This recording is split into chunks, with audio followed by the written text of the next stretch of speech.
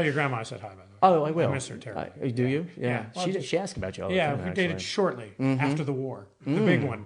Really? Yeah. Which big one was that? Well, civil. We are in Branson. You know what I mean? Yeah, that's right.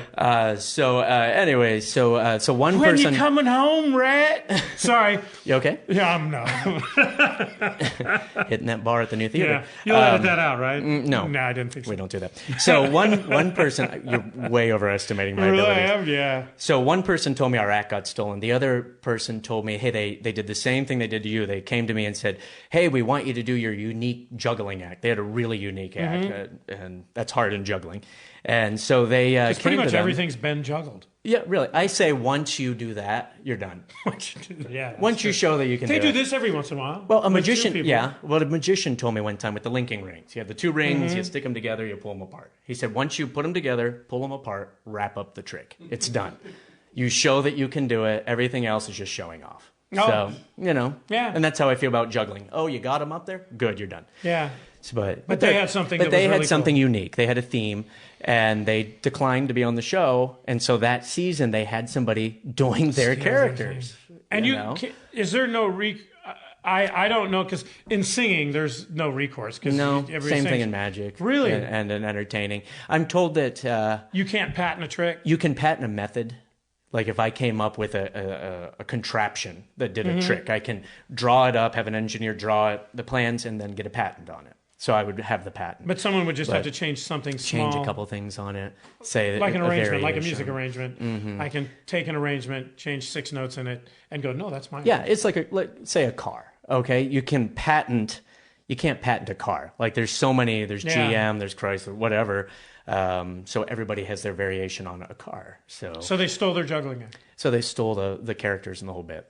So that was it. And I view it as the Gong Show. And my argument always is when they call me is that eventually you're going to fail. And that's what people seem to remember. They remember when the acts fail. They remember you didn't win. Yeah. My favorite thing is it was only top 10 that back then they had a whole different voting. When you got into the top 10, that's when the voting started. We were in the round right before. We went to Los Angeles, New York, and by the way, they were not in the same studio. We went to Los Angeles, well, like you, New York, Los Angeles. We'll put it back there. And then we did go to Vegas. Right. And then you moved on from Vegas to go back to Los Angeles to the winning round. We got right before the voting round, and the voting is real. The public votes, that's not a fraud. That is real. But they didn't want us to move into the voting round because then we technically could have maybe won. Right. So they because it's a game show. They have to play fair. It is a fair. game show. They have to play fair according to gambling laws. The Van Buren. Because that big quiz show. Van Buren. That's his name, isn't it? Yeah. I think so. Where they gave him the answers and the whole thing. Yeah, you're not allowed. They're giving money. Involved. Well, when you're giving prizes, you can't do that. And so they got us off before the voting round, but. So they can control it and kind of stack the deck. Well, up to the top 10 I can only speak to second season because now voting starts way earlier. No, I'm just saying when you were on it, like they knew what kinds of acts they probably. Yeah, the whole thing where the judges said, we spent all night in our hotel room. Sure, you did. Going over everything. No, the producers say, and it's their show, rightfully so. And I don't begrudge them any of that. I do begrudge the fact that reality shows, whether it be Honey Boo Boo.